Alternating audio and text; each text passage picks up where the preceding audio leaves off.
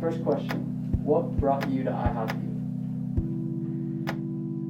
What brought me to aihapyu is when I first heard about it, I was very intrigued by how everything was very biblically based.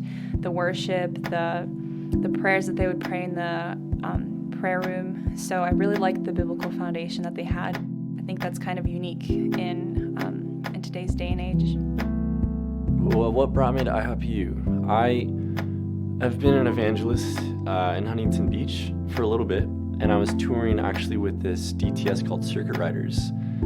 After I went through like the touring phase, I actually moved back to Oregon, which is where I'm from. And then I met this amazing woman of God who told me about International House of Prayer University. She said that she was applying, and I researched what the community was like, what the school was all about, what the mission statement was, if it was theologically correct and in line with what I was actually just living in on tour, and thought, I think I'm going to be moving to Kansas City for International House of Prayer. And then I just literally put everything I owned in my car and moved in 3 days from Oregon to here. And now I'm here. The thing that brought me to aihapyu was honestly God. I was not expecting to be here at all when I first heard about IHOP. I thought it was a pancake place. And I expected to be here a couple weeks for a leadership program, and then it was 6 months for an internship, and then it was a year, and now I'm here for another year. I might be here for 4 years. But honestly, just hearing what IHOP was about with just like music, incorporating God, incorporating just like community, it seemed like it was a really good idea.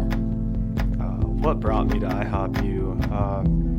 I wanted to build a fruitful and sustainable prayer life and relationship with Jesus. And I knew I could find it here. I've heard some of the testimonies and met some of the people that have come to IHOP before and went through the university or played in the prayer room, and I wanted what they had.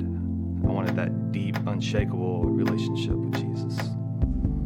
I guess the thing that brought me here was I just felt the Lord calling me to come back to the beginning of His and my relationship, when I first fell in love with Him, when He first took my hand and said, actually, I really do love you.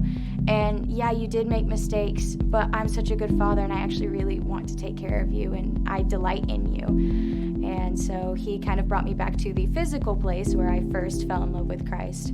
But I think it's going to be different in a way of a more mature intimacy and going into deeper faith.